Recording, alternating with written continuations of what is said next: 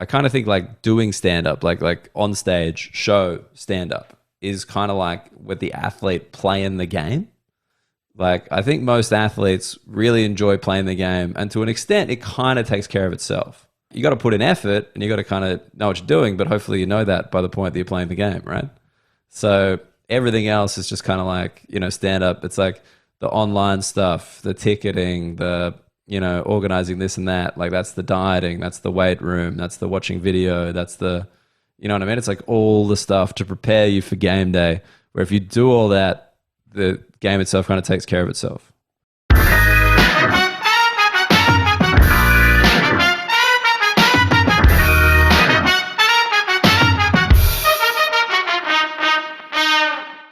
Welcome to the Funny in Failure podcast, a podcast that celebrates failure and shines the light on the emotional side of comedy, with yours truly, Michael Kahan.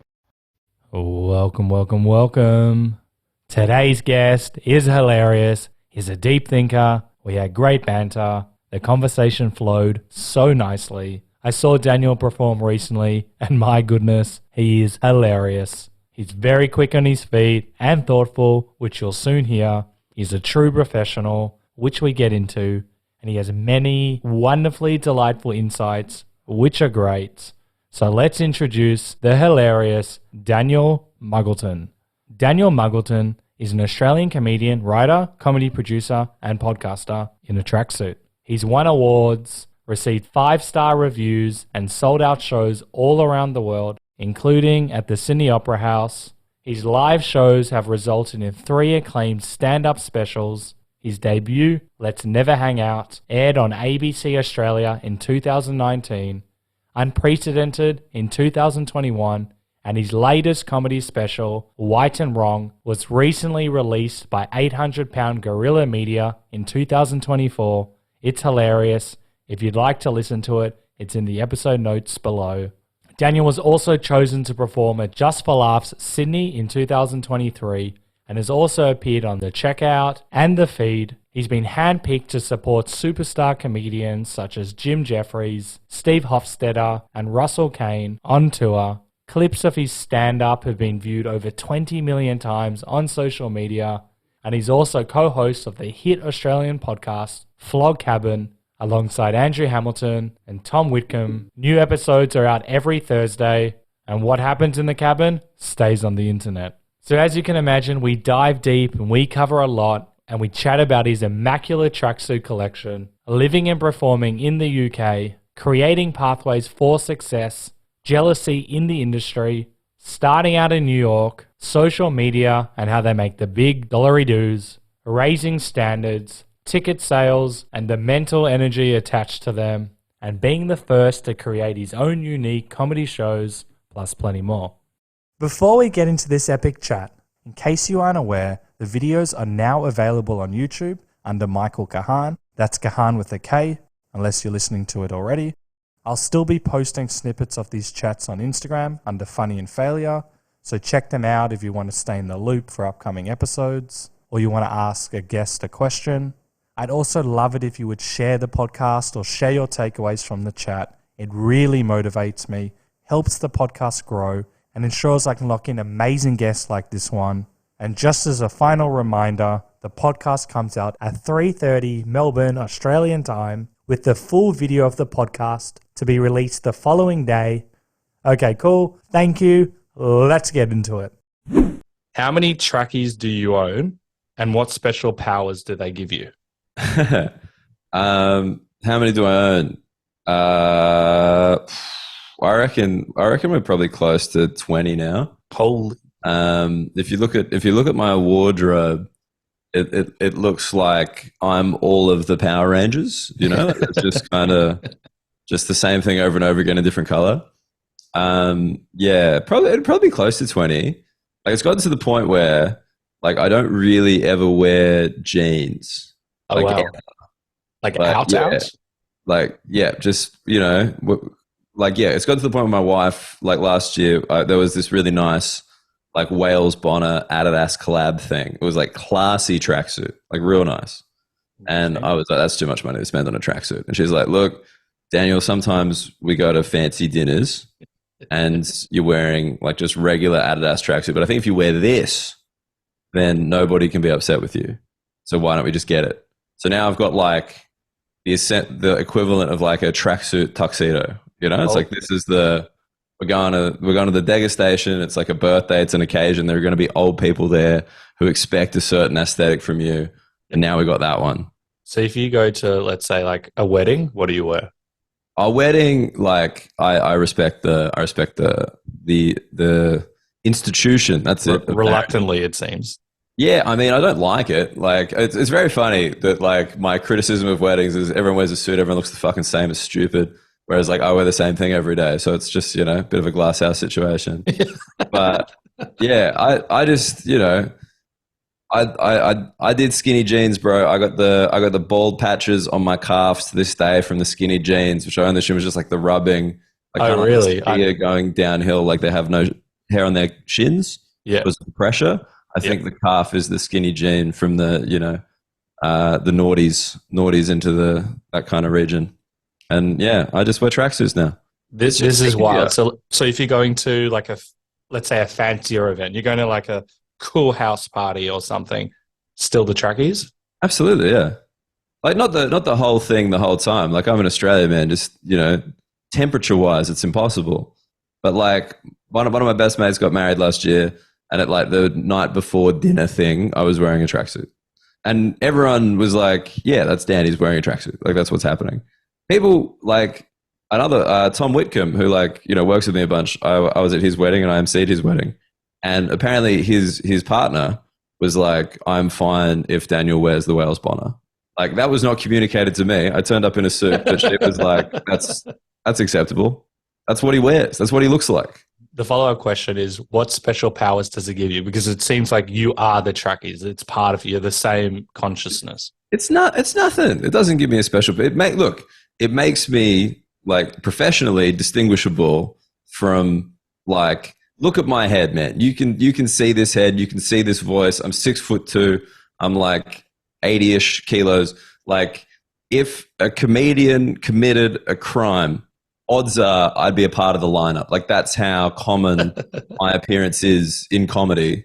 So the tracksuit is just like, hey, this is not the thing. And also in Australia, I like that it makes me just kind of, he's not going to be some guy talking about going down the shops or like, man, only in Australia, like, just that kind of generic, not that there's anything wrong with that type of comedy. It's just not what I do. And the fact that I look a bit different, I think helps crowds realize that quicker. Yeah, as soon as I posted, do you have any questions for Daniel? What do you go by, Dan or Daniel? Whatever you like. Dealer's choice, baby. Dealer's choice. Everyone knew who you were. I was so surprised by the amount of responses so quickly because I posted a photo of you in the tracksuit. It's like, that's crazy. Was that the goal when you were first trying? Or you kind of figured it out? In hindsight, it was great. But like, it was never like actively me being like, I need a look, Like, I have a mustache because I look weird without it. I've been banned from shaving it. Like, I'm in a very happy marriage, and she's like, it's staying on. Like, I've shaved it before. She's been very unhappy with the result, and I agree. Because she's like, you just don't look like you, and I'm like, I know. And I think with the tracksuit is like, I don't think I'm wearing it forever. Like, I'm not like, if I'm in my 50s wearing a tracksuit, that's a very different vibe. I don't hate it. I don't hate that vibe. It's pretty funny. It's pretty cool, but like, it is different. But yeah, I never, basically I got a tracksuit because Stormzy, before he kind of like blew up, had this video clip for a song called Shut Up, where he wore like the tracksuit. And I love the song and I love the tracksuit. My wife got it for me for my birthday. And I moved to the UK and I'd wear the tracksuit like out, but I wouldn't wear it on the stage. Yeah. I thought it was fun. Like, I thought it was like a fun thing to wear. And then British people are like, dude, you should wear that on stage. And I'm like, nah, get the fuck out of here. But then, because I just thought people would think I was a character or something. Like, yeah. Whereas, that's not what I'm doing. And then, it was Jim Jeffries. I did this gig with Jim Jeffries very randomly. My friend Amos Gill, he opens for him all the time. I was in town. We got on. He's like, hey, just open for me, like, real last minute. And he met me in the tracksuit, but then I took the top off to go on stage. And then I got off stage and Jim Jeffries was like, you're the only comedian I know who has a look until they get on stage. And I was like, fuck. And then, yeah, I've kind of worn it ever since. You know what I mean? Just like something Yeah. clicked. That's so bizarre. So was it kind of like there and there, you're like, oh, okay, I can distinguish myself. You know, I'm doing this before. Why don't I bring that part on the stage? Yeah, I just think that, like, because, you know, Jim Jeffries doesn't strike me as the kind of man who would like you to wear a full tracksuit. But he's just kind of like, it makes sense for you to do it, and you're an idiot for not doing it. Like, I think as a person, it's a lot easier for me to be convinced by someone being, you're an idiot for not doing something, as opposed to being like, this is a good idea. You know what I mean? Yeah, like, I need to be negatively led to water. You need to be shamed and abused to be able to see it. Yeah. So, you know, if I was a horse, it wouldn't be like, here's some water to drink. It'd be like, what are you, a fucking moron? You're thirsty. There's a lake right there. You serious? Like, fair enough. And I'd be like, oh, yeah, fuck that. Yeah, cool. I can drink. Yeah. Have you seen Jim Jeffries since with the new attire? Yeah. He still calls me tracksuit, like, you know, because Amos and I are very close. Like, he doesn't know. He might know my name, maybe, but he certainly knows who tracksuit is, you know? See, that's what you're working for. People don't need to know your name. The tracksuit comedian, bam. Dude, comedy festivals. Like, you know, my last name's a bit goofy, like Muggleton. But like, if you put tracksuit into the website, I come up. So if people are like, tracksuit? Like, that guy, I saw him do the thing. And it's just bang, that's me. It's amazing. And you mentioned you were in UK. I think you were there for 2 years. How was it received there? I'm obsessed. I've got 45 minutes of just tracksuit. I'm not going to ask you any other question. Dude, yeah, it's really funny. I always make this joke and no one ever enjoys it, but I appreciate it. It's like, the tracksuit has made me realize what being a lady on the red carpet is like. You know, it's just like, so you got this body of work, but shut up. What are you wearing? Like, yeah. The tracksuit, yeah, like they dig it, of course. Like, you know, but there it's got like different connotations. Like in the UK, like I won't get let into like a club or a bar because it's considered like sportswear. Yeah. And it's kind of got like violent connotations. Whereas in Australia, like everyone's like seeing this and just being like, well, this is not causing any trouble. Come on. You know what I mean? True. If our security can't diffuse this, like I think that's on us, you know? Yeah, I used to be a security guard, and I can tell you they can't diffuse anything. The stories that I have. Be a security guard. Yeah, can't you tell I'm a big, strong, masculine bloke? Dude, it's just the perspective of the microphone. Sorry, I completely misunderstood. I didn't realize I was. I've got face tats that you can't see. It's just the webcam. Dude, were you the Berghain guy? Holy shit, that's awesome. You're a tarantula guy, the Berghain. I guess. Fuck yeah, dude. What the type of security I did? What example springs to mind? I used to work at the zoo, and when they would have like your chilled musical acts, like really like mellow, where people have picnics there, and people weren't allowed to go down like not the hallway because obviously it's outside. There was a little area which you needed to use for like the exit area, and people would always go there to take photos, and they didn't know. So the security guards would come up and be like, "What the fuck are you doing? You can't stand there. Says no." So, and it would just be like chill 20-year-olds or like 50-year-olds and like, oh, I'm so sorry. It's like, if you do it one more time, you're out of here. So I would just walk in and be like, hey guys, after you've done the photo, do you mind just leaving the exit row? It's just a safety hazard. And like, yeah. And one lady came up to me and she's like, I've never seen someone like that before. This is a security guard. She couldn't believe that I would speak to someone and see them. She goes, where did you learn that? Have you been in the industry for a long time? I'm like, no, that's just common sense. That's just how you speak to people. She couldn't believe it. She told the other security guards, like, this guy is good. I'm like, what is happening here? Previously, the one guy goes, there's a blind spot there, and there. And I'm like, why do I need a blind spot? He's like, oh, you must be new. So you can bash people off. Yeah. How did you know? Even I know that. It's just like no security guard like follows you like slightly up the road away from the venue. It's like, oh no, it's time to run. Yeah. He's just trying to get out of camera range. It's like, all right, let's see. Isn't that okay? First of all, it shows how naive I am, but isn't that just wild that that's actually like a concept? The guy was offended for me that I didn't know what a blind spot was. I mean, I think the funny thing is being like, have you been in the industry a long time? It's like, no, the reason I'm like this is because I haven't. Like, if I'd been a security guard for a long time, I'd be a fucking lunatic like you because people are scum, and I get that. But I'm new to this, and I'm like, hey, what about talking? Agreed. And even if they were being scummy, just say, hey, can you please move? They never heard of the word please. Anyway, it blows my mind. I did this for years. Everyone's as surprised as you. I should write a book because it's just crazy. But anyway, you're in UK. What was that experience like? You were there for, I think we said, a couple of years. 2 years, Comedy scene. Did the tier 5, the youth mobility, which is now 3 years since they left the EU. Did you know this? No. We get an extra year over there, and they get 3 years over here because they're not part of the EU anymore, and they don't have to do farm work anymore. That's How wild. bullshit is that? Do you want to explain the farm I'm work? outraged. I am as well, because that is like slave labor at its best, but we got an international audience and they won't know about the scum things that we make people do. Well, if they come to Australia, they'll fucking know what it is. So, part of the Australian visa thing, which I adore, is that from the UK or Europe, you can come here for a year. Actually, I think it's everywhere. I think it's pretty much every country. You come here for a year, and then there's 6 weeks compulsory farm work in order to get your second year of your working holiday visa, which is like minimally paid in a regional, rural area. Like I talk to people about it on stage sometimes because I think it's fun. I've literally heard of people like their job was to shovel shit. Like it was like a fertilizer kind of farm, and like it was literally just that was it for 6 weeks. And yeah, they get to skip it now. Because I used to have a joke about it, being like, it's really funny because like sucked in, like, you colonized, blah blah blah. Now you got to work on a farm for a bit, loser, right? But in the UK, like it's never like, hey, you want to come for a second year? Well, you work at Greg's for 6 months now. That's our cultural touch point, Well, I've heard some horrible stories of people doing it, and they're in the middle of nowhere. They can't escape. Their boss just abuses them to get as much stuff done as possible. It's literally like slave labor, a lot of these places. 100%. And that's why it's awesome. Like it's so funny. That's what makes Australia great. Yeah, you want the authentic Australian experience? Just compulsory farm work. I mean, we all did it, right? Wild. So how did you find the comedy scene? Because I've had quite a few Australians move to UK. Is it a lot bigger industry? How did you find it?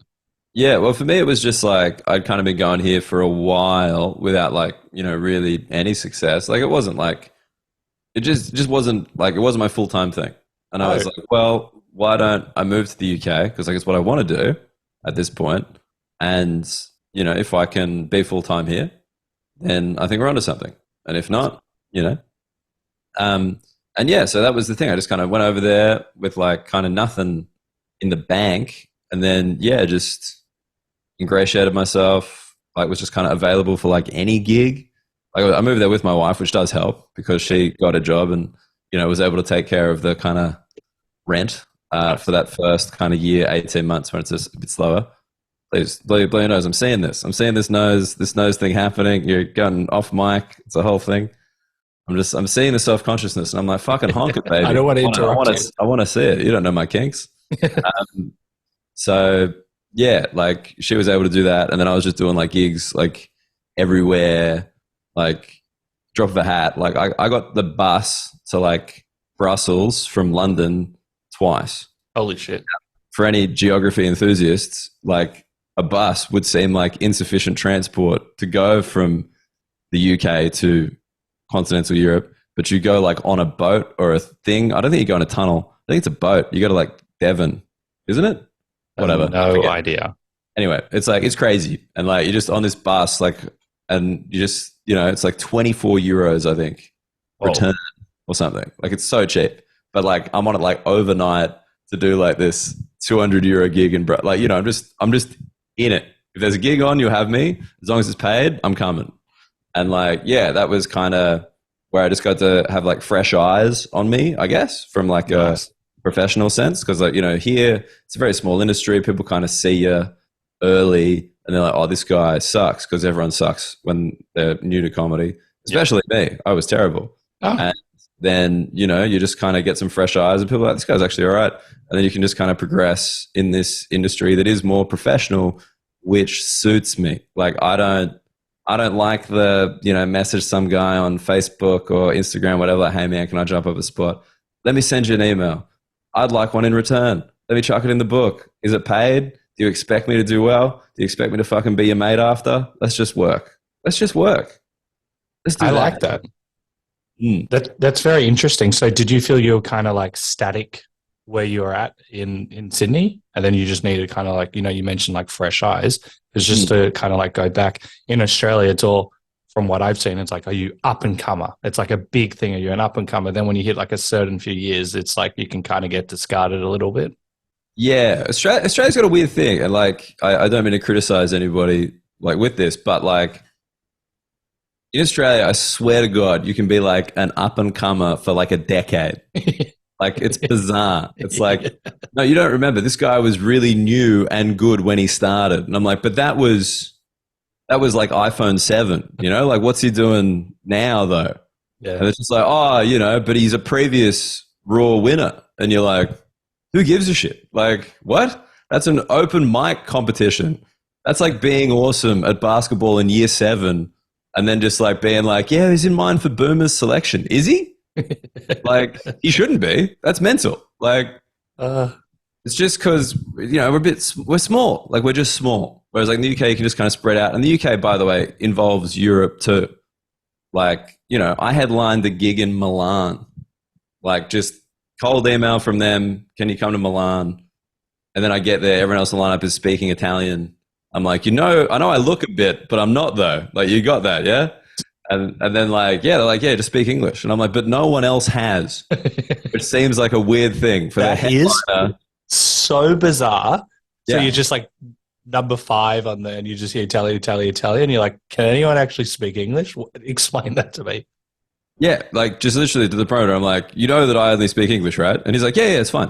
And I'm like, but every other act can speak English. I've spoken to them in the green room, but they're choosing to do the gig in Italian to all these Italians.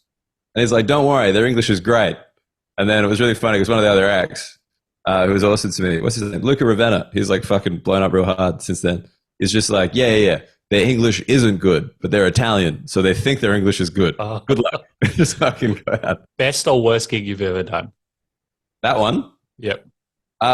It was so interesting that like, I'm going to give it like a 7 or an 8 because like it was because I did a bunch of European shows, like, like Scandinavian countries, Netherlands, Estonia, where it's like a lot of expats and then like people whose English like is very good. And like, I think culturally, like pretty similar. Yeah. Whereas like Italy was just a bit different. Like there were just jokes that didn't work and I didn't understand why. And then like I had them be explained to me by the other acts. And I was like, oh wow, but the funny thing is like, despite Italy kind of really growing like Italian stand-up, like Italian language stand-up, they still think English stand-up is the best. Yeah. Even though their English is worse and the Italian stuff is probably more relevant to them than what I'd be doing, or like someone who's huge, they're like Sloss would be doing, right? Yeah. But they still see like, if you're doing it in English, that's real stand-up. That's like interesting. Kind of like the reverse that like how we look at cheese, It's just like, is this from Parma though? Because like, otherwise it's bullshit. I agree. It needs to be authentic, but they've got it all wrong. Yeah. That's crazy. And so you're talking about like the up and coming and you're like going all over UK to improve your comedy. So you found that whole experience, the whole experience there. Just fresh eyes, fresh scene. Yeah, absolutely. Like it was completely like there's no way that I'm in the position I'm in now like without that. It was easily probably the most important thing I've done like to improve my comedy, I would say. How does that feel? That's pretty cool because you mentioned a little bit static. You weren't where you wanted to be. You said, and I don't agree with you, but you didn't have any success in Australia. You go to UK, travel, improve your comedy, I assume, and you come back. What's that feeling like? Well, horrific because you come back and Australia is still kind of the same. And you're like, I still remember this. It's like in my last week in the UK, I like did that literally Manchester Arena gig with Jim Jeffries, like very big show, crazy big. Didn't even do that well, but it was still like amazing to do. Nice. And then headlined a show in like London. That was like my favorite gig in London. And then filmed a thing at like the Bill Murray, which is Angel Comedy, which like, really good club and like went really well. And like, and I left. I got back to Australia. The bushfires were on. This is like when the bushfires were like hardcore. Like the smoke is just like, thunder. Yeah, just like, man, it was just like, you're looking at the sky and you're like, oh, this isn't going to last, is it? And then I did a gig on a boat in Sydney Harbour It was like $100 for 10 minutes. And it was just like, you're just stuck on the boat for 4 hours. It was like quasi like Australia post Christmas party for like something. Two bogans got in a fight because they didn't have Bundy rum or whatever. And I was just sitting on that boat being like, fucking less than 100 hours ago, I had a career, you know? Yep. And you're like, how the fuck is this going to work?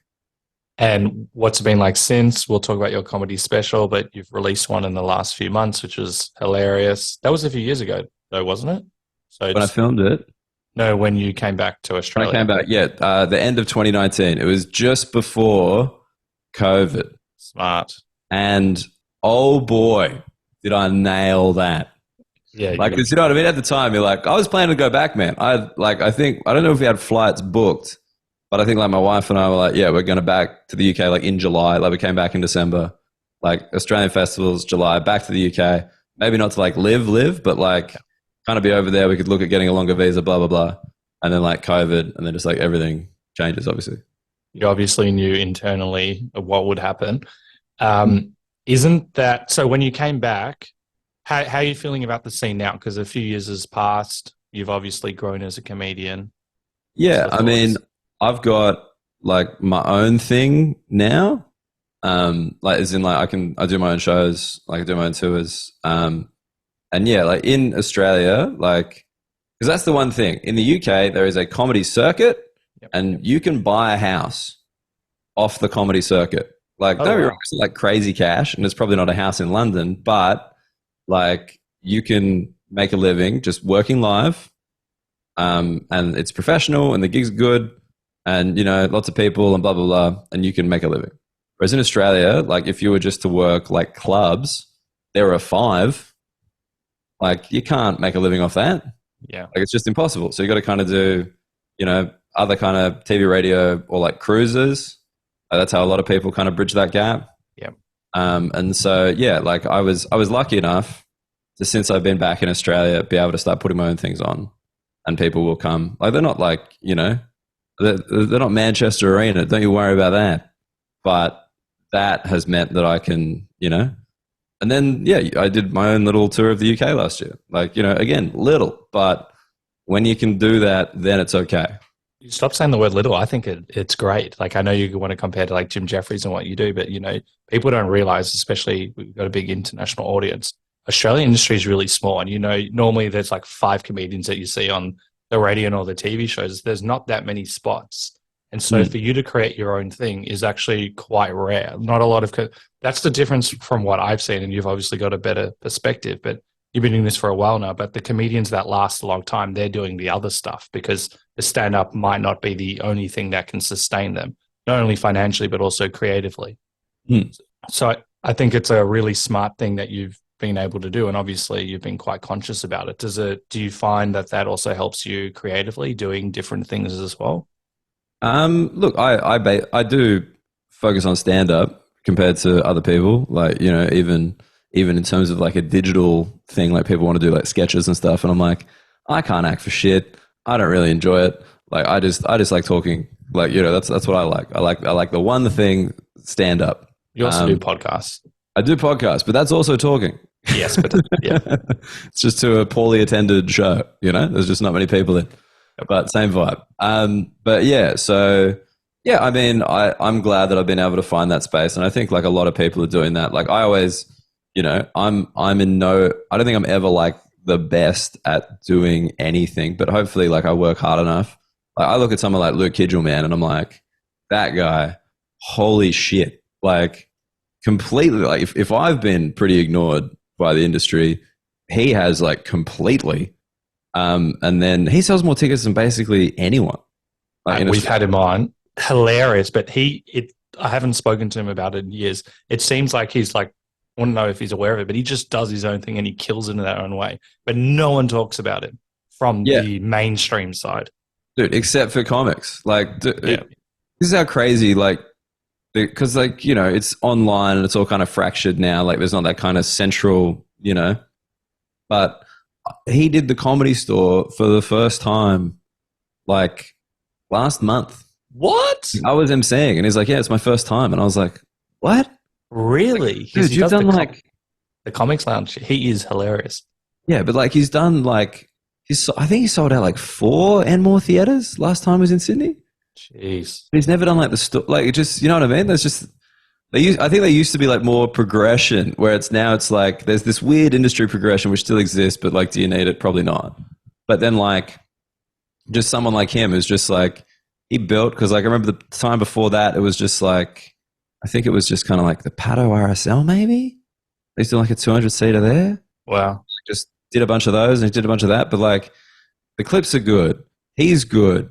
He's just smart. There's no ego. Like I'm deeply impressed by Luke Kidgel at all times. Same. I think I had one of the best chats with him on the podcast as well. Just an authentic guy. Like just kind of what you see is what you get. Yeah, for sure. I love him, and I'm not just saying that because you put me on the spot, but I genuinely, I really like him. I wonder as well because he's been successful in this space for quite a while. I know that earlier on that I don't know, it was the industry or certain people, certain comedians, because he did so well in the online space. It always felt like there was a bit of I wouldn't say jealousy, but they're like, oh, he's famous because he's not him, but he's like famous because he's online. He's doing all this stuff, whereas now it's completely normal and he's doing better than everyone else in that space. Do you know what I'm talking about with that like disconnect of like? Yeah, man, for sure. Because like I think sometimes I'm kind of seen as like a online-y guy, but like really? I'm really not. Like my social media numbers aren't great at all, and like that's not really my world.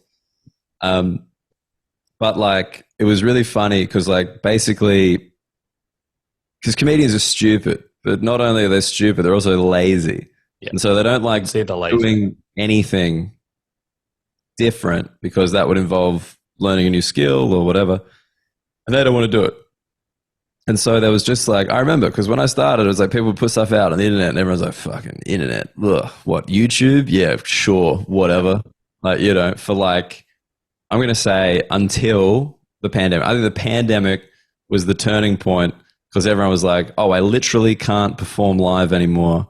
I've got to do something.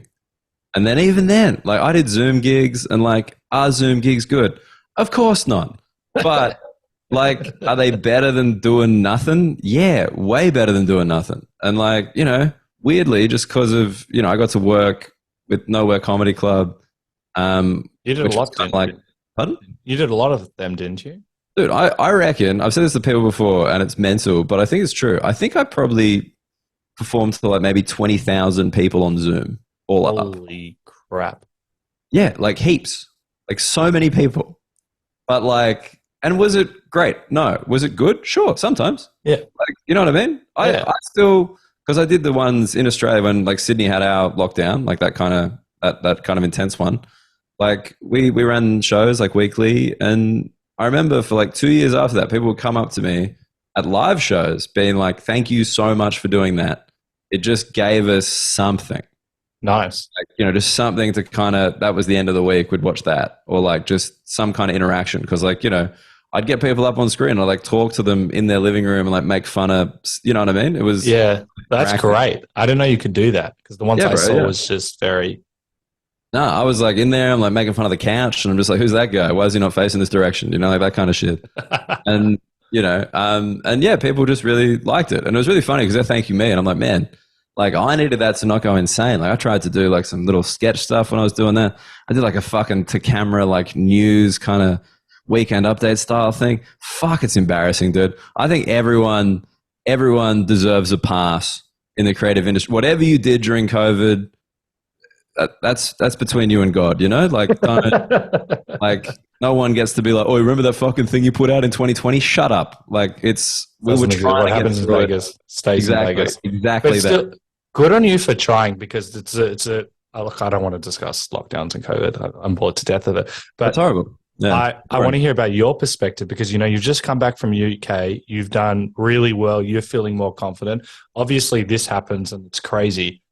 Pretty good of you to be able to there's a lot, going back to what we're saying with like YouTube, there's a lot of jealousy. So a lot of comedians didn't want to do Zoom and I have no opinion on it whatsoever, but you actually did it. And I'm sure people may have maybe made comments, but you actually did something.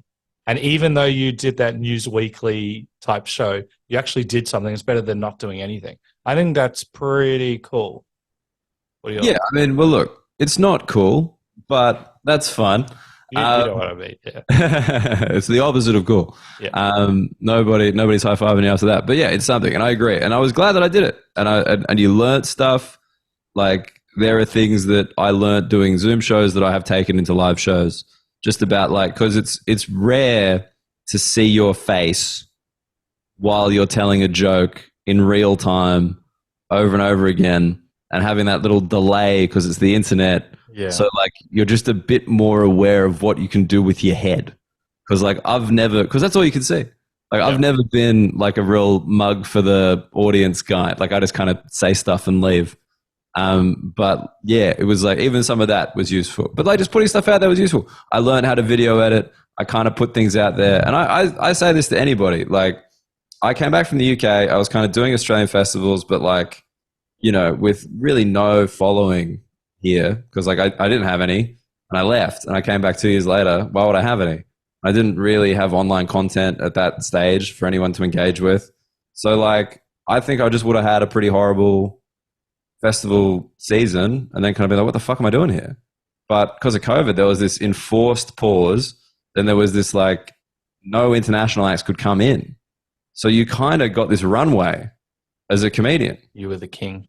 You just like everyone was. Talk to this is going to sound like a conservative radio point, but talk to any comedian anywhere in the world, like UK, here, when COVID was on and no one from overseas could come in and people were forced to watch local comedy, everyone made money, had the best time. Talk to UK comedians about that 2021 Edinburgh where everyone only got like a week worth of shows. They sold out in advance. Holy. You got there, every show was sold out. You did like encores, hotels were cheap. It was just joyous. Everyone's like, shocker. Turns out having not many people is a bit of a boon sometimes, like Luxembourg, brother, they're smiling for a reason, We're putting it out there. I'm the firstborn Australian. Send them back. Send my family back. There's too much competition. No more internet. Melbourne Comedy Festival. Fuck the international off. We don't need them. I want to go back because, we're talking about that jealousy aspect with Luke Kidgel and, he was kind of changed the game, at least through my eyes. Now did you receive criticism when you started putting stuff out there? Like, how did you deal with that? Because you're giving me a look. A lot of comedians, as you said, are like lazy. And so sometimes they can be projecting. And I know this is an industry at times of jealousy. So I'd love to know how you kind of been able to manage it. If you have. I think there's always criticism of like basically anyone who does anything a little bit different. But like, it's just that thing. It's just like, I'm annoyed at you because I know I should be doing it, but I don't want to do it. So I'm going to criticize you for doing it. But like, it was never particularly overt. And it's just really funny because like, I assume it must be like tenfold for someone like Kidgel or whatever, who's kind of blown up that much harder, but got on the internet stuff that much earlier. Yeah. But like, yeah, people now just kind of coming up to you, being like, "Oh, hey man, how you going?" Like, just real like, "Hey, yeah, could you?" Like, dude, the amount of phone calls that I got throughout that of just people being like, "How do I put something online?" That's wild. Like, just like, what do I like? What camera do you use? Like, what kind of software? Like, can you tell me? Like, because it is unknown. It's terrifying because you just put it out there and people could hate it or no one could see it. Like, it's quite a vulnerable thing because like in a comedy club, I think you feel like a lot of control. Like obviously there are those horror stories where like, someone says something and there's an article and it's taken out of context and everyone looks like a cunt, right? There's no way to get through that. But like, yeah, it's quite a vulnerable thing. And like everyone sees you do it. Like that's the other thing. So yeah, I mean, dude, when I was newer, I was like, this internet thing's stupid. And then I just kind of had evidence repeatedly put in front of my face that it's effective and in some ways necessary. But like, do I think that online comedy content is good? Probably not. But like, I do it, and I think there are good versions of it. I think it's very funny watching little trends emerge in it, because like the algorithm and like, you know, the thing. I want to express this properly. What the algorithm pushes is quite specific. Yeah.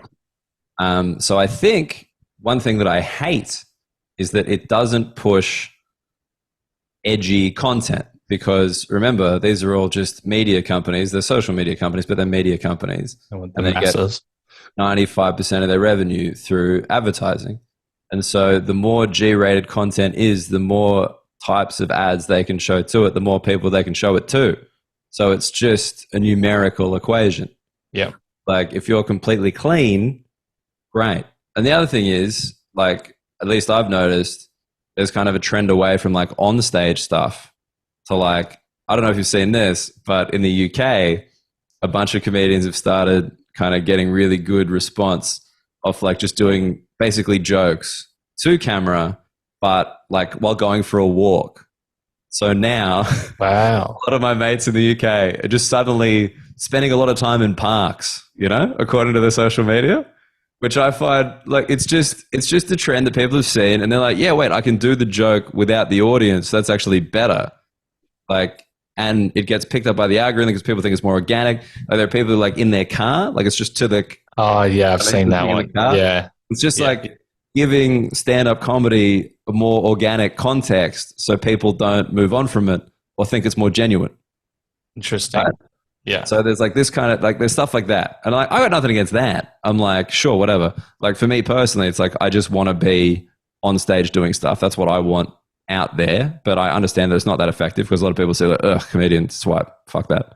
But I was going to say nefarious, but it's not that. I'm looking for like just that. The censorship, it's not overt, it's covert. There we go. The covert censorship takes place. They don't ban your video. They don't shadow ban you. They don't ban your account. There's nothing large happening. It's just that they don't show that kind of stuff to as many people, and they show the other kind of stuff to as many people as possible. Yeah. So therefore, what are people who rely on this going to start doing? Yeah, it's an interesting question because you're going to like save comedy, generic comedy, and repetitive comedy, because the algorithm wants you to be consistent, because they want to attach advertising to you and the same advertising, because then they get a better click per result, blah, blah, blah, bigger spend. Yeah. Right? There's a very cynical advertising element to any kind of online content. And I think that's very rarely spoken about. I agree. And, you know, you can just post general stuff, but it's always about the masses. I know there's some people, but I guess you need to have like an enormous following. We're posting comedy stuff on OnlyFans. People do it on Rumble, but those platforms, I don't know about OnlyFans, but Rumble's not that big, and you still probably need, I don't know how it works with picking up other people. I assume, like, because, you know, have you noticed the way that swear words, right? I used to just like not caption the swear words, and that used to kind of be sufficient for the algorithm, I guess. Now people caption them, like you see people spelling sex, S-E-G-G-S. Yeah. I'm like, this is the most infantilizing, condescending bullshit I've ever seen in my life. Yeah, I hate it. It's gross. Like, it's just gross. They don't say death, they say unalive or... Exactly, because death, bury it, right? It's not... That's what I mean. The censorship isn't as obvious as you think. It's not just George Carlin's 7 words you can't see on social media anymore. It's just like hate. I don't think they like pushing things with hate.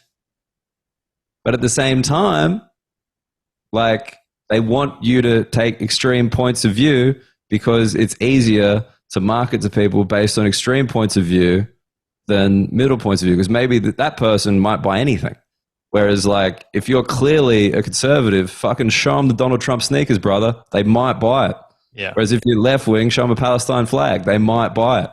Like, nobody, I don't think anybody is honest enough about just how we are the TV show in between ads by putting things out online.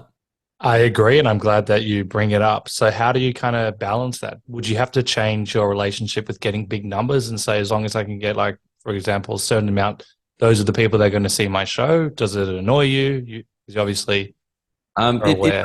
It annoys me in the sense that, like, I think like there are people who understand kind of how to construct like a reel, you know? And like, I get it, like, cause I'll get tricked, you know, I'll be like scrolling through, like, and I'm just like the first kind of thing. I'm like, well, that's fascinating. Yeah. But then like things that are good, like just inherently good, still do really well. Like I remember this guy, Pat Bircher. I knew the name when I started doing comedy, but like he's kind of been in the US as a Canadian guy, and he's got these really great reels, like at the, I assume the Cellar or whatever, talking about like the economy, like in a proper way, like inflation in the economy, and it's like really interesting and really good stand up, and that seems to go well because you can always break through the algorithm with shares and stuff. Like I got that joke where essentially I call people from Perth cunts for like a minute. It's like just that. It's basically just that. But it has heaps of views because it's just got so many shares. It's got more shares than like any video I've ever done. Interesting. So it just breaks through the algorithm because it's like, look, we're not showing this to anybody, but other people are showing it to everybody they know. Right? Yeah.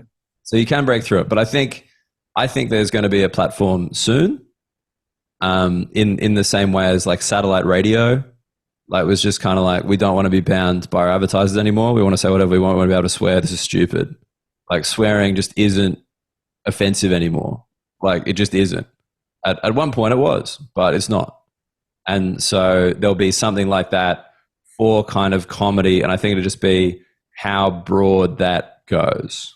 Interesting. Because like, will it be comedy and nudity and like freedom of like pretty hard? Well, that's what X is supposed to be, but my God, there's so much porn. I think it'd just be like a normal post, like how's everyone's day been? Bam, bam, bam in the comments. Like, dude, X is a dumpster. Like it's funny because I was never a Twitter guy like at all. I find the new one so much more fascinating. Yeah, I love it. I don't know why. It's like free range internet. You know, you're getting everything. You see the worst and best in humanity. I love it. That stuff exists. At least I can like see it now.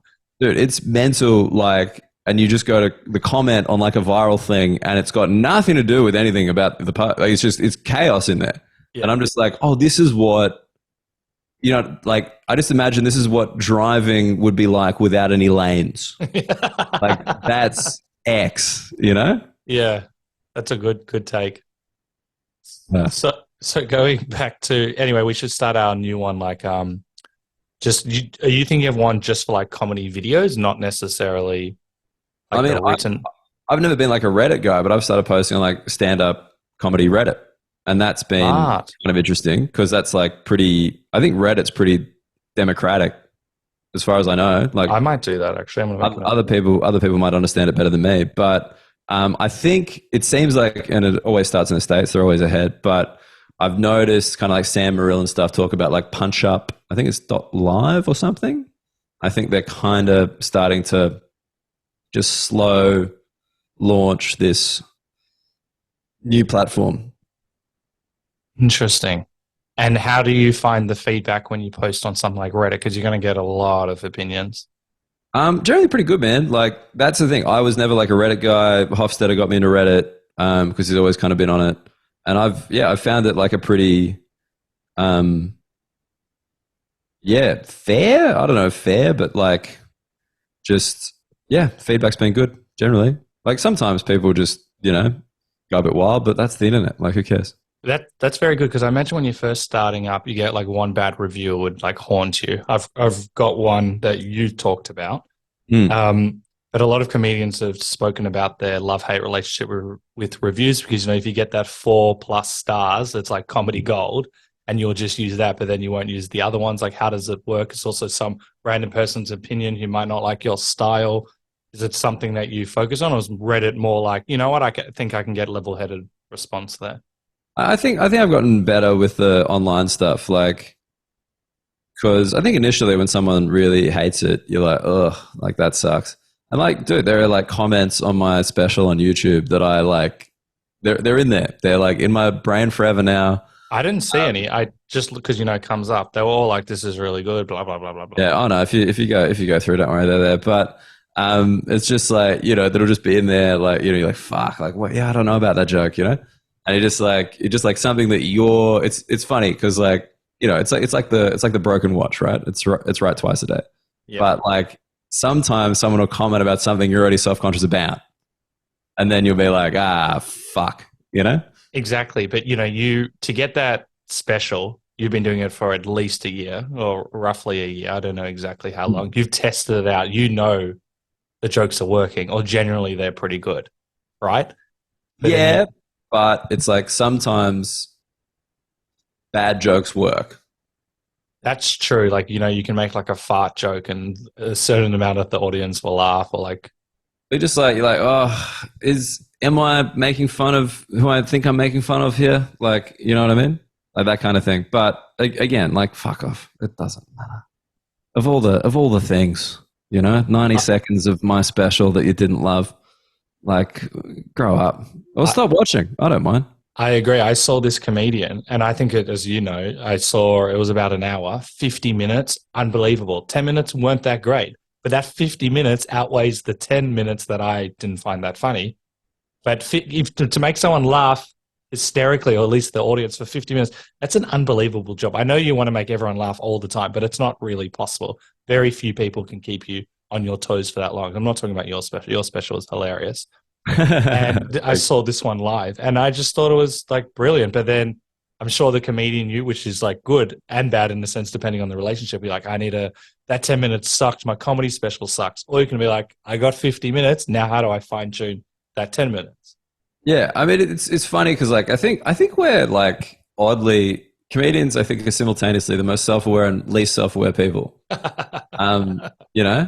Like, because I remember when I did the first thing that eventually got put out on the ABC, like, while I was overseas. No one told me. Very funny.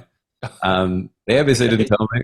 Comedy Notes didn't tell me. I just got a message from a mate saying congratulations, and I was like, Mary's not pregnant. And he's like, no, you're special. And I'm like, what's special? And they're like, it's going to be on the ABC. And I'm like, what? And he sent me like an ad that he screen recorded on his phone. And I was like, oh, okay. I thought someone had mentioned that. But sorry for cutting you off. I thought how like Homer and Marge is pregnant. Do you watch The Simpsons? Yeah. Where Marge is pregnant and everyone knows about Homer, and they're like, congratulations. And he's like, thank you. I do enjoy working at the bowling store. And everyone's going up to him and saying thank you, and he has no idea what he's talking about. I butchered that, but anyway, continue. No, well, that was just it. No one told me. And like, but yeah, sorry. Like when I first filmed it was like the first thing I filmed, and I kind of had to like watch it back, and I didn't know like the editing process. And my friend who filmed it, Dave May, he gets proper shout out because he is so good, and I did not deserve him at that stage of my career. I just hated it. I was like, this is unwatchable garbage. We need to get rid of this. And he's like, Dan, maybe just wait till I've kind of done a bit more, because I didn't know about like kind of initial like one shot just for content, and then they're going to like make it a bit more dynamic and it'll become more interesting, and they're like, fix the audio, and like you kind of like, oh, like this isn't, because you just, you've seen comedy specials by like your favorite / the best comedians, and you're watching this thing which is supposed to be your version of that, and you're like, oh no, it looks bad, it sounds bad, like I'm bad, this is bad, like, and then you kind of get all the things filled in around it, and you're like, oh, okay, I'm still not very good, but the rest of it looks and sounds good. And with that, I'm very honest about it. I think it's 50 minutes, like just pushing 50. And as my friend put it, it's a great half-hour special. That first half hour, fine, good stuff, happy days. That last 15 minutes, not very good. But, I just wasn't capable of that at the time. Like I could do like half an hour, and I just wanted to get it done because I was leaving the country. So I was like, let's film it. I think that's great because, as we've said, I think it's better to put some stuff out there than not. Obviously, it depends, but 30 minutes is still solid 30 minutes that you put out there. I think that's pretty good. What do you look back at it now, and can you see like that was important, or do you cringe? What's the it was important to like get used to that thing, because like, I mean, I can't speak for everybody. I think some people, and I've never met them and I don't care to, but I think some people think their work is good and they watch it back and like, haha, good on me, you know? But I wasn't raised like that. So, you know, you just got to be able to put stuff out. Like with the recent one, like I'm a psycho, man. Like I'm watching back. I'm talking to the editor. I'm like, that shot's off. That thing's weird. I kind of move over there. Can we do anything with that? And if you watch something through looking for errors, you will find them. Yep. So eventually you just got to be like, this is fine. Let's just get it out there. So it's a good muscle to train. So are you working on that muscle? I'm trying to be better. Like I just know, like for my podcast, for example, right? At the moment, Say its name. Pardon? So say the name and I'll put in the episode notes. Flog Cabin. Flog Cabin is the podcast. I do the audio editing for that. Yep.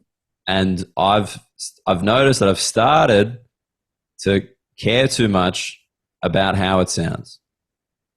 That thing, everyone's like, what do you mean? You should care how it sounds. No. There's like, you go down this rabbit hole. You're like, maybe if I use different editing software, maybe if I change the microphone inputs on the roadcaster, what if you just start playing with stuff and you just start hearing like a little noise that you're like, fuck that. I got to find that. I got to fix that. And it's too much. It's a podcast. It's not at the stage where it needs to sound perfect. There's going to be some little, you know, cable noises. There's going to be like some breathing into the microphone sometimes.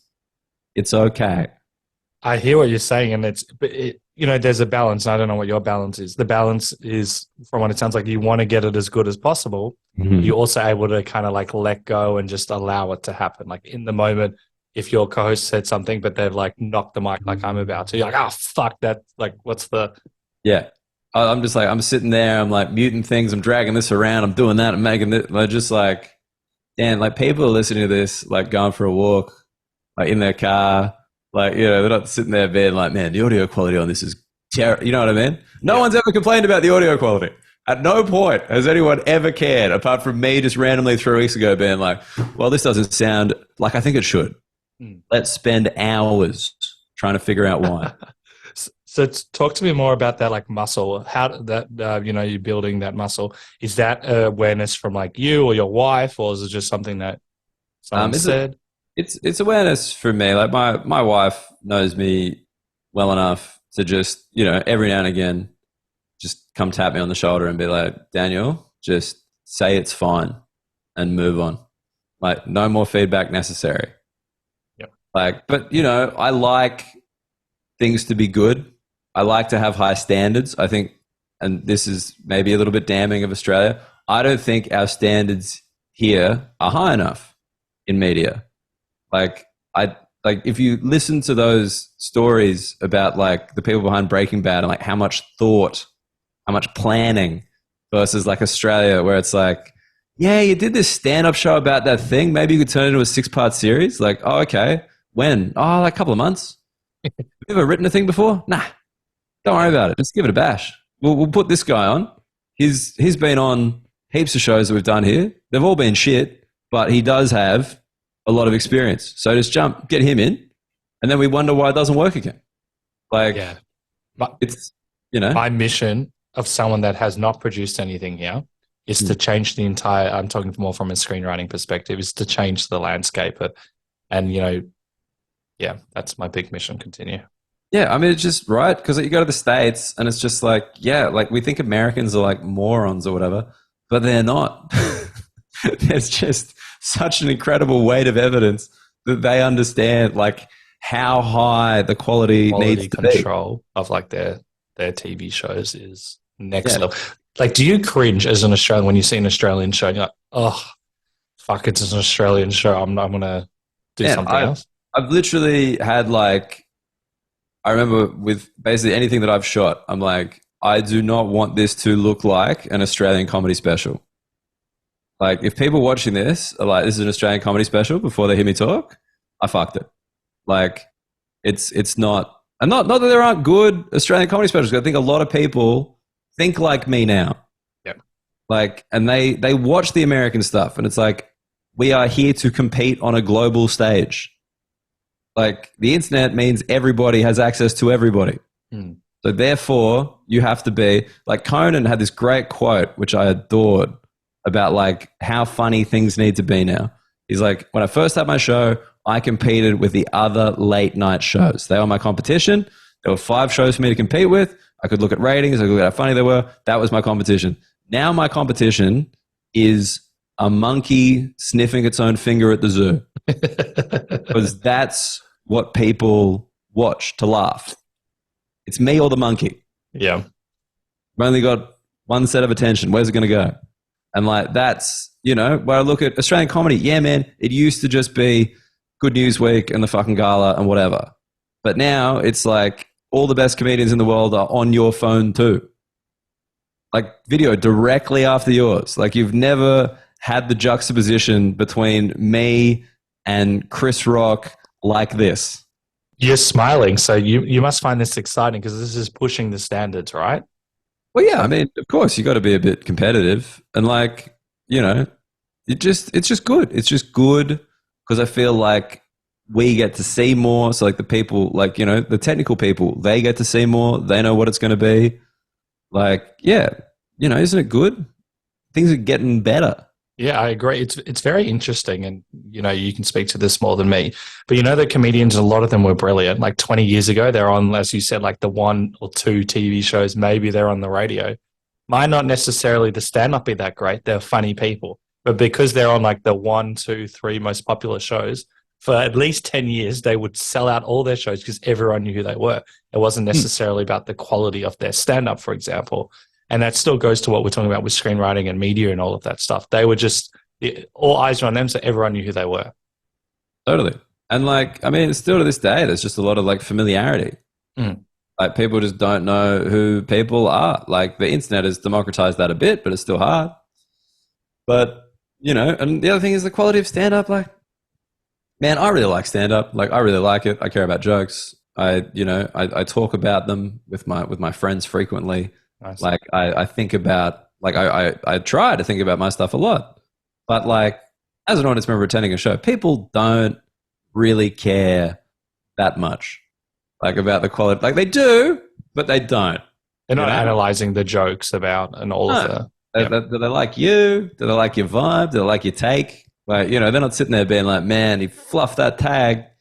Like honestly, like the punchline, decent setup was probably a bit long and a bit janky. Said, you know what I mean, too many times. But yeah, that fucking tag, dude, just really ruined it. Anyway, let's wait for joke number 37. Like, come on, that's not how people consume things. Do you, after this all being said and done, yes, the industry is moving forward, but would you consider going back to UK? Look, I think I'd need a job. Like I'd go back there with something that I need to be there for. I think, one of the great things in stand-up now is people just seem to be living where they want to live. Like, which is really cool because like it didn't used to be that. I think people to thank for that. Hannibal Buress, he just left New York, went to Chicago. Daniel Sloss stayed in Edinburgh the whole time. They wanted him to go to LA, New York for a long time. And he was like, fuck that. And he won. Like he absolutely won. And I think that's how I look at it. Like my life in Sydney is nice. Got my wife, got my impending family. Like, this is where I'm sat at for now. But that said, we both like the States and I'd like to have a bash there at some point. But, in terms of like move back for this thing to work, I don't think that needs to occur anymore. Very interesting. So what are your goals now, given that the landscape's changed? If you have. Oh, just I'm always like a live guy. And so it's just, getting more people to the show, like selling more tickets. Like some people probably think about comedy as like a kind of, I don't know, like some kind of like pursuit, like comedy, I must joke, right? I'm going to change the form. Like that's not really me. My current goal, like just if that helps, is just to sell 10,000 tickets in a calendar year. Because I think if you're selling 10,000 tickets, then you're comfortable. Like the initial one is like 5, which I've cleared recently. And that's kind of like, hey, it's going to be okay. And then the 10 is like comfortable. Now, when you're at that level, I think you can just kind of grow a little bit bigger. But the podcast is a big thing that I'm focusing on because, you know, as I said, like family, getting a bit older, like I can't go on the overnight bus to Brussels anymore, man. You can't be 35 on an overnight bus to another country, like sat to literally a refugee who is like holding the bus up because they don't have the correct papers. You're like, that's too much, dude. Like you gotta kind of be a bit more stationary. That's how I look at the podcast. Like podcast is dope, man. Like I know everyone's got a podcast, that's the joke and whatever. Yeah, but like I get it all the time. Yeah, just this way to have it's fun. It's like I've tried the solo thing and that's not fun. But like when you got a couple of boys that you know, like in the thing, you're having a chat, you're reaching an audience, you can go into like a weirder place. Because like my stand-up, I never want to be that thing where it's like, oh, like that's kind of like an inside joke. Like I know that some stand-ups do that and that's fine. But like I always just, you know, making it universal, like creating enough context for yourself that anybody can laugh at what you're saying is kind of like what I'm trying to do. But the podcast, you can go and like get a bit weird. Like, you know, for some reason we just got hung up on the Wahlbergs. I don't know why, but we're in there now and we're making fun of the Wahlbergs on a regular basis. And that's fun. And like, it's just a way to access people and like kind of have them come to the live. And like, for me, it all feeds in the live. Like I have no interest in acting. Like writing, I think is something that I'm interested in, but like that would just be like, that'd be a cool thing to do. Yeah. Whereas like stand up live, front of the audience, that's what I want to be doing. And that involves selling enough tickets to, you know, keep it being viable. And that's what I'm looking to do. Very cool. You mentioned that it wasn't as fun doing your podcast as opposed to doing it with, I think you've got two other co-hosts. Yes, Andrew Hamilton, Tom Whitcomb. They are my two co-hosts. And it's very funny. I've seen and heard a bit of it. Why did you not like the solo as opposed to the team? Oh, like this is my thing, right? With this podcast, I do the audio editing, as I've said, and I probably care too much about it and I get like locked into it because I just can't, you know, I'm just one of those people that gets a bit locked in sometimes. And that's not that fun, but I'm doing it for my friends. So I'll do it and make sure it comes out on time, blah, blah, blah. Whereas when it's your own podcast, this is how I know that I wasn't enjoying it. Because I just wouldn't do it. Like all I needed to do was just go downstairs, chuck the mic on and talk for an hour, which, you know, you could probably tell. I'm fine at talking. Yep. I wouldn't do it. I just wouldn't like, that's how you know you should be doing something when you're actively dreading it to the point where you just avoid it and there's no accountability. So you can. I think I reckon I'm probably the only podcast ever that has ended and I've been amazed that anyone was messaging me being like, what happened to that? Because like people listen to it, I guess, like the numbers would suggest otherwise, but at least some people did. And people would be like, whatever happened to that? We'd love that to come back. And I'm like, guys, I can't, you know? No, get in the cabin, join me in there. But I hate doing it. And how have you found the collaboration side? Because as a stand-up, yes, if you're like emceeing, you know, there's still a bit of banter, but doing a podcast with other people, that's a whole new level of collaboration as opposed to potentially very little collaboration outside of it. Yeah. I mean, look, I'm a very, look, I wouldn't say like I'm not an easy person to work with. I don't think. I work hard and I care about the result and all that kind of stuff, but I think like I'm quite demanding. So it's good in the sense that like Tom and Andrew are people that I've worked with like comedically, like, you know, they open for me on tour and stuff. We get on well. Nice. And then like this has been like a little bit of learning for me because like, yeah, it's funny. It's like, it's so embarrassing. So I do like the running joke in Sydney as well with another person. And it's just funny that like both her and Tom are like, your text messages are like so toxic. And I'm like, what do you mean? And they're just like, there's no please, there's no thank you. It's just like, just do the thing. And I'm like, yeah, but like we're mates. Like I don't, you know what I mean? Yeah. If I wanted, like if you're at my house and you wanted a water, I wouldn't expect like a please. Oh, thank you so much for getting that water to me in time. It's just like, bro, just get it done. I'll get my thing done, and then we reap the rewards, you know? Yeah, I speak to one of my friends like that, and the girlfriend was so worried about him. He's like, should you be calling him a cunt every like 3 words? And I'm like, that means he loves me. That might be the first time. I know you use it a lot. I think that might be the first time that I've used that word on the podcast, and I'm glad I could share it with you. Thank you so much. It's a joy. Yeah, it's weird. It's weird. Like I do swear. I don't know. I see no issue with it. Like some people, like my dad hates it. My dad's always like, we should swear less in your shows. And I'm like, when you're trying to talk to Australian people about Australia Day, saying cunt a few times kind of makes you seem like less of a cunt. And I know that's like a weird, way to phrase it. It's like, how are you in this day and age in Australia? But the Americans, you hear it and their ears perk up. They're like, what have you just said? You've committed an atrocity. Well, like I've, done some stuff in America unpaid because I don't have a visa, just in case. Looking. No, like I've said cunt and like people are like, ooh. And I'm like, no, you got to understand. In Australia, when we say the word cunt, we're not talking about women. We're talking about cunts. Get me? Yeah. Like, and that's, I think, the difference. For them, it's like gendered. But like, do you know, like on YouTube, there's like a monetization thing. If like it is considered as offensive as the N word and the F word, and by the F word I mean the new F word, not the classic F word. Get me?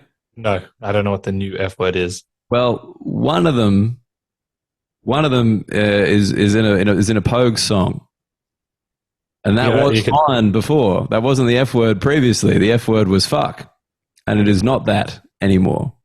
I feel like I'm going to be in one of these situations in South Park where they've got where Stan has to guess, and he thinks it's the N word, but the answer's naggers. So I'll just ask you off air so I don't get. I forgot how we get here. Oh no, just like that's how like American company, they think cunt is as bad as like the N word. Oh yeah, like that's insane. Yeah, we're on the same page. I want to ask one question before we do a rapid fire segment. How do you go with ticket sales? Like when you're doing shows, I know a lot of comedians, they say that's the most stressful thing that they go through. You're smiling. Because to me, it's kind of like you want to perfect the craft of stand up and, do the best that you can. And yes, you can do all the videos and all that stuff.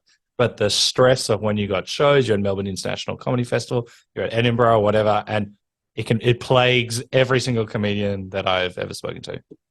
Yeah, I mean, I've never been in the position where like I've just sold out like in advance. Like I sell out shows, but like some people, they put them on sale and like they start selling out or they're close to sold out and you're just kind of like, cool, tickets will take care of themselves. Yeah. And like, that's a beautiful feeling. Actually, sorry, I did it during Melbourne during that COVID year, but like one on the other side, I was in a very small venue and I was like sold out like a week in advance. And just the sheer freedom mentally to be like, that's done. I don't need to worry about that at all. I don't need to post anything. I just need to do the show. It's joyous. Like any comedian who's ever gone through it, they'll tell you it's the greatest. But at the same time, like, yeah, I care about it. Like I think every comedian's kind of got like a weird ticket selling addiction. Like if you ask them like honestly, like how many times they check their ticket sales a day, like I think 20. I think most people are probably going 20. And like, it'll be funny. I'll be literally like in the green room 10 minutes before the show, checking sales, when I should probably be like looking at the fucking jokes or whatever, or trying to get my head in the right space. But you want that final little dopamine rush, You just want that final little like, oh, I sold 2 more. But then when you sell 2 more, you're like, oh, if I refresh it again, I might sell another 2. Yeah, and then it's none, and you're like, fuck. Like, it's a whole thing. I guess, how do you kind of like deal with it? Because so many times, like every other comedian, we've had massive comedians on this podcast, especially from America. And he's like, yeah, I did like 500 the other day or a few thousand, and then I had 10 the next day. I would imagine that could kind of like take away from the creativity because we're putting so much stress in one area. Or do you have a better relationship? I mean, I think it takes away from the creativity, but like I don't sit there and like write jokes or anything. Like that's not how I do anything. It's on stage. So like it's fine. Like I don't know if this is a good analogy, but like I kind of think like doing stand-up, like on stage show stand-up is kind of like with the athlete playing the game. Like, I think most athletes really enjoy playing the game, and to an extent, it kind of takes care of itself. Yeah. Like, you got to put in effort, and you got to kind of know what you're doing, but hopefully you know that by the point that you're playing the game, right? So everything else is just kind of like, stand up. It's like the online stuff, the ticketing, the, organizing this and that. Like, that's the dieting, that's the weight room, that's the watching video, that's the, you know what I mean? It's like all the stuff to prepare you for game day, where if you do all that, the game itself kind of takes care of itself. Nice. I like that perspective. That was ineloquent of me at the end there, but no. that's kind of the best way I can put it. Like, the thing for me, like, if you're like me, it's like the social media stuff is probably the worst. And I think most comedians would agree with that, because it's like, it's the gym. Like, the social media is the gym. It's like 2-3 times a week. Make sure you go, and you gotta go higher and higher and higher. And like, it's such a grind. Like, whereas ticket sales, you're like, yeah, sometimes it's just going to be a bit of a dud. And, you can just be like, well, that happened. And then like other times you're going to sell and it'll be sick. Like, because it's private. Yeah. Okay, Let me tell you something about small shows. Not a lot of people know how small they were. You know what I mean? Yeah. That's a really I've been to a few, not me performing, where there's like 6 people, and yeah, you're right. Only 6 people knew. Yeah. Word of mouth won't spread that quickly. 6, the comedian and the tech. That's 8, and the manager 9. I like that. There you go. Yeah, we'll round up to a whole number, 10. 10. Yeah, some guy on the street is like, fuck, there's not a lot of people leaving that room today. Or you can do like the Men in Black with that little thing where they put up to make everyone forget. Dude, yeah. Every year in Melbourne, I do like an extra show, and it never sells any tickets. I do an extra show due to demand that sells no tickets. Isn't that like the yin and yang of comedy? Totally. It's like my what is it? Sisyphus, just like I just roll the stone up and I'm like, hey, let's add an extra stone, and I get fucking crushed. But like, yeah, this year I just literally bought everyone in the audience shots. I was just like, look, there's not a lot of people here. I'm getting a round of shots in. I'm going to do one. You're going to do one. And we're just going to get through this. That's pretty cool. Good of you. It was fun. It was fun. I like that, to be able to. That's very unique. I'm going to be thinking about that for a while. Talking about sort of ticket sales, you have your comedy special, which I've seen, and it is hilarious, and it's also got a lot of views. I never look at the views, but that's got a lot of views as well. How have you found? Do you look at that as well? Yeah, you keep an eye. I just kind of wanted. I had a little number in mind to get over, and then like a kind of goal thing, but I haven't pushed it that hard, because like I recorded it in 2022, so I've kind of done 2 hours. I've kind of done 2 hours since then. I thought it was more recent. Well, it's the most recent thing I put out, but I haven't. It took a long time to release, because like we got it edited, and then I got like management, and then I edited up Pound Gorilla. Like, it just kind of took a lot of time to get out. So like, I just feel very detached from it. Is like weird thing, which is what a pitch to the listeners of this podcast. Yeah, it is very. But I swear it said like released 3 or 4 months ago. No, exactly. It was released then, but it was filmed 2022. Oh, gotcha. December 2022, like right at the end of 2022. But what's it called, and how can people listen to it? It's called Daniel Muggleton, White and Wrong, and you can get it on YouTube, but I think it's also on Spotify and stuff. I think they've released the audio of it somewhere. Yeah, I'm pretty sure. I'll see if I can find it, but it will definitely be in the YouTube notes so people can check it out. What we're going to do now is a very quick rapid fire segment. So the first thing that springs to mind, but I will not comment on them because I always derail them, and I won't destroy you. Especially, I'll just talk forever. Sorry. How was opening for Steve Hofstetter, and what did it do for your career? It was awesome. Steve has incredibly supportive fans who have like really jumped across and supported me as well. Opening for him was just, he is the one that kind of taught me how touring works. And like, I'm sure there's a lot of ways to do touring, but he's kind of always done his own touring, which is what kind of I've adopted. Like, just the professionalism, the like nailing the show every night, selling merch, like just the whole, like it's not glamorous, but like just that thing of like, hey, you want to put a show on? You can put it on. Like, we can just do it. And you're like, fuck, really? And it's just like, yeah, it's completely within your power. And these are the ways you can kind of maximize it. this is how to bring an opener on the road, this is how to make it easier for your opener, like, you know, all this kind of stuff that I have absolutely wholeheartedly stolen from him. Nice. And I like that. Yeah, I'm very grateful because, like, you know, I've got friends who've opened for comedians who are, you know, more famous and do like bigger theaters, but they don't learn anything because there's a tour manager. Like, you're just in the van, in the hotel, in the arena, in the van again, hotel, airport, repeat. So you're not really in it. Whereas with Steve, like, you know, he's grown while I've opened for him in terms of his status. And then also I've just seen it so kind of directly that I feel like I've been able to replicate it and learn from it. I love that. That's a great answer.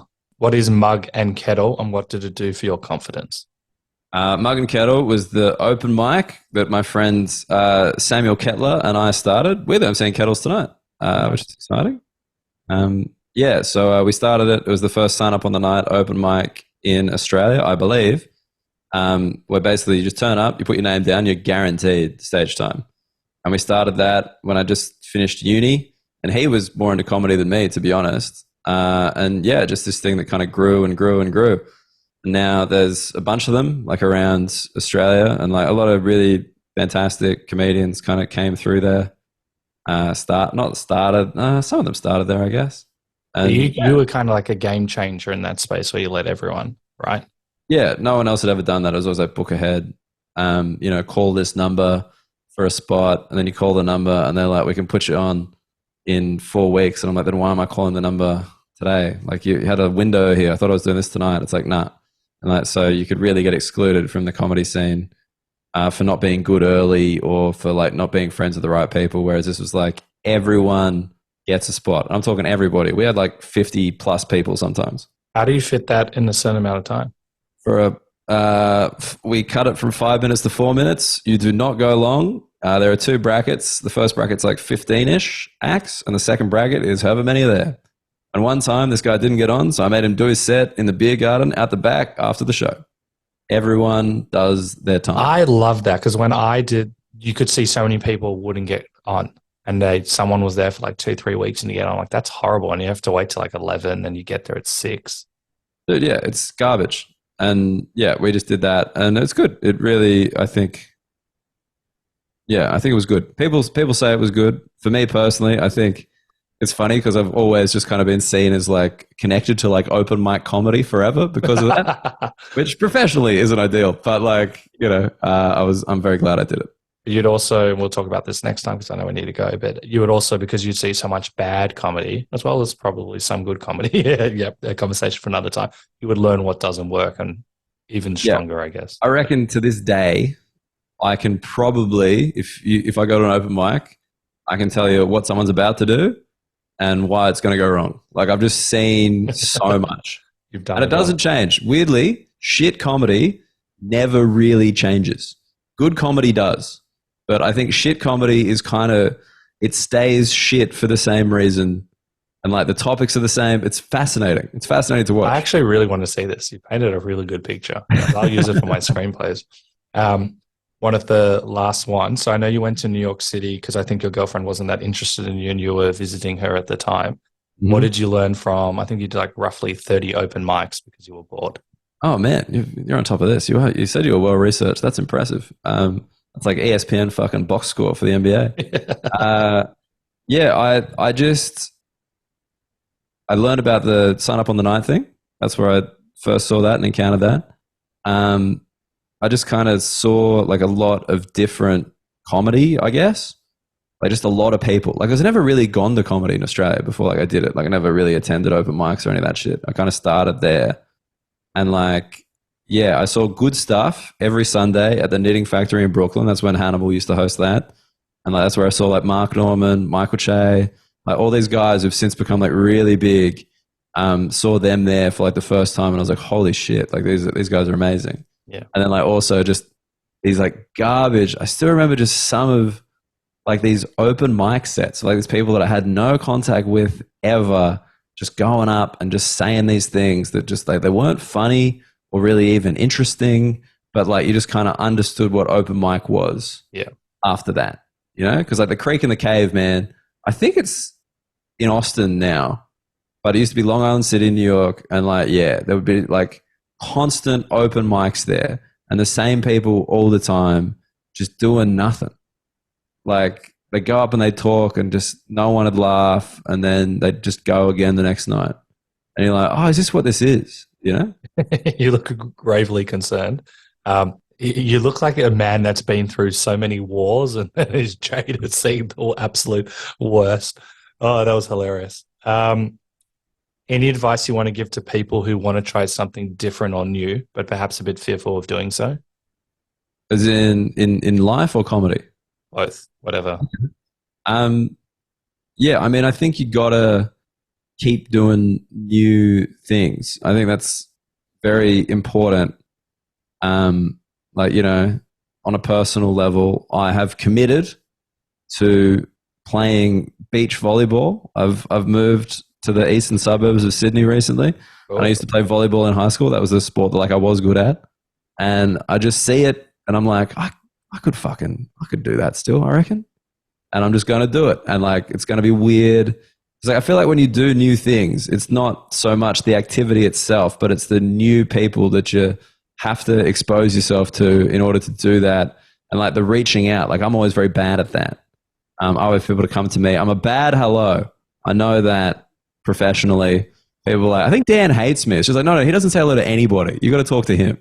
Like, I know that. And I'm not willing to correct it. I heard you talking about that on another podcast, and the guest was like, yeah, you are. Like, it is, like, apparently it is a thing. Yeah. With how you greet people, like in Curb Your Enthusiasm, there's the big hello. Yeah. Yeah. You're the opposite of the big hello. Anyway. Big hello. Yeah. I do. That's just me. Just like, it's small. It's like, hey, like I'll talk to you if I need to.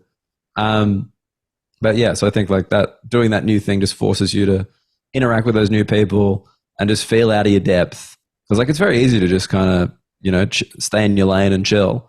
And Australia would fucking prefer you to stay in your lane, you fucking dog. Like, but you know, it's important. It's important to do something different every now and again. Agreed. And it's also, for you in this example, it's also a mindset shift of just like seeing the world in a different way, even if it is volleyball, just the way that you're going about it, how you interact, what you're learning. Also something you haven't done in a while. Brilliant. Love it. Before I ask how people can follow you and keep up to date with you, what is the one question I should have asked you? One question you should have asked me. Or anything you want to tie up from this chat. Tie up from the chat. No, I mean, you know what the one question you should have asked me is? Do you like doing stand-up comedy? And what's your answer? Don't know. Go on. No, it was funny because like obviously I must, but like I think it's a difficult thing and it's a weird lifestyle, and like I think most people kind of have a bit of a complicated relationship with it. Yeah. Like I think some people kind of really like being on stage. I think some people really like being amongst like those kind of people, like, you know, hanging out with comedians when they're not like bitching about the industry or ticket sales is awesome. Like you get comedians on a Wednesday when no one else is around, it's late, you're chatting, it's beautiful. And then like I think some people kind of just want to be listened to or like be famous or whatever, and like fair enough, like I got nothing against them. But yeah, just every now and again I'm like, fuck, do I like doing this? Like Tom Whitcomb, who like has opened for me like more than anyone. I spent a lot of time with him in the car. I remember his partner was just like, does Dan like doing stand-up comedy? And Tom's like, I don't know. It's also interesting, just the example, just, you know, when you did your podcast, you gave up on it because you didn't like it. So obviously at some like high level, you obviously do like this because you just wouldn't do it. I know there's massive highs and lows in terms of all the things that you're talking about. So you obviously like it at some level. That's a very, very, very good observation. I don't really do anything I don't like doing, which is a privileged sentence. But yeah, I think that's it. If I like it, I'm there, you know? So comedy I must, because I do it a lot. Yeah, we got to the answer of that. And before we go, how can people follow you and keep up to date with you? All your favorite social medias at Dan Muggleton. I think Facebook it's at Daniel Muggleton Comedy or something, but the rest is just at Dan Muggleton. Got a new website, www.danielmuggleton.com.au. The specials on there, the podcast is on there, the socials are on there, the live dates are on there, the mailing list is on there. For the love of God, sign up to the mailing list because Instagram, amongst other social medias, don't even show you to the people that follow you anymore because, why would they? So yeah, mailing list is the only direct way. Or you can, I think my website's got an email address and you can just fucking email me and I'll email you back. I'll do it. Don't think I won't. Very nice. We're going to, besides the email, people can search harder for it, but we'll put all of that in the episode notes. And yeah, thank you so much. This was great. You're hilarious and I love your insights. And thanks, man. Thanks so much for having me. And then, obviously get in the cabin every Thursday. Stay flogged up. I love Daniel's analogy on comparing comedy to being an athlete. In that, if you do consistent work, you will get results. All of this effort, including the bad parts of one's vocation, upskills you and is part of your unique experience and helps better prepare us for what Daniel describes as game day. So I'll leave you with this epic quote. You don't show up on game day and expect to be great. Greatness happens in practice. You have to expect things of yourself before you can do them. Michael Jordan. Thank you for listening to the Funny and Failure podcast, exploring the deeper side of comedy.